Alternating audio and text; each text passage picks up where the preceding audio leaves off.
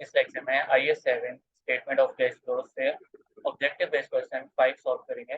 तो सबसे पहले क्वेश्चन की रिक्वायरमेंट को रीड करते हैं। What is the amount of profit before tax for the year 19 for the purpose of preparing statement of cash flow.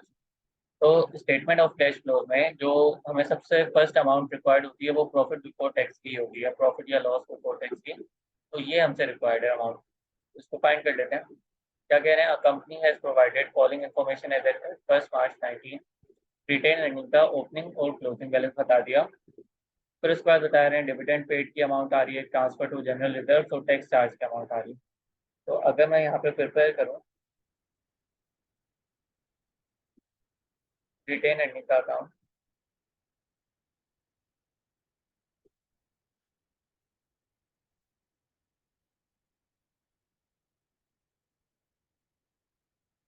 तो नॉर्मली रिटेन अर्निंग के अकाउंट में कौन कौन से अमाउंट आते हैं उनको लिख देना है। हमारे पास ओपनिंग बैलेंस आ रहा होता है, फिर हमारे पास क्लोजिंग बैलेंस होता है, यहाँ पे आके प्रॉफिट आफ्टर टैक्स की अमाउंट ऐड हो जाती है। अगर कोई डिविडेंड पेड कर रहे हैं तो वो यहाँ से लेस हो जाता है। इंटरेस्ट समझते हैं। डिविडेंड पेड की एंट्री कैसे बनेगी? रिटेन अर्निंग यहाँ पे डेबिट हो रहा है, डिविडेंड पेड जो हो रहा है वो क्रेडिट है, तो इसलिए यहाँ पे आ गया। तो ये नॉर्मली चार चीजें आ रही होती हैं। इसके अलावा अगर कोई चीज एबनॉर्मल चीज होगी तो वो क्वेश्चन में हमें बताई होगी, तो देखते हैं। ओपनिंग बैलेंस बता रहे हैं 38,000 का, क्लोजिंग बैलेंस बता रहे हैं 50,000 का। उसके बाद क्या बता रहे हैं? डिविडेंड पेड हुआ है कितना? 5,000 का। तो retained earning debit, dividend payable credit, ओ डिविडेंड पेड कितना हुआ? क्रेडिट 5,000 का। उसके बाद ट्रांसफर टू जनरल रिजर्व, ठीक है। तो रिटेन अर्निंग से निकल के जनरल रिजर्व में जा रहे हैं। तो रिटेन अर्निंग की नॉर्मल नेचर क्या होती है? Credit nature. इसमें से कुछ लेस हो रहा है, मतलब कम हो रहा है रिटेन अर्निंग, तो रिटेन अर्निंग डेबिट हो जाएगा, जनरल रिजर्व में जा रहे हैं वो क्रेडिट हो जाएंगे। तो यहाँ पे लिख लेते हैं ये अमाउंट जनरल रिजर्व में जा रही है कितनी है? 12,000।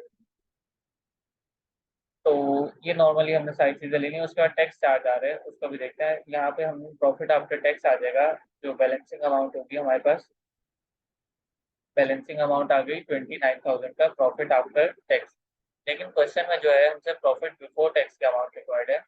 तो प्रॉफिट बिफोर टैक्स में से अगर मैं टैक्स को माइनस कर दूँ तो मेरे पास क्या आ जाता है? Profit after tax. अब ये प्रॉफिट बिफोर टैक्स में से मैं ऑलरेडी गिवन है 4,000 का।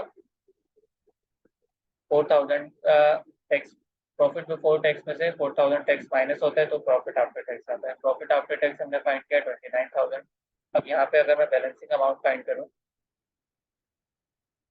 तो वो मेरे पास आ जाएगी 33,000।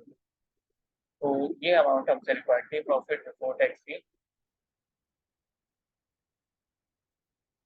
तो इसमें ऑप्शन बी हमारा करेक्ट हो जाएगा 36,000। नेक्स्ट क्वेश्चन को देखते हैं।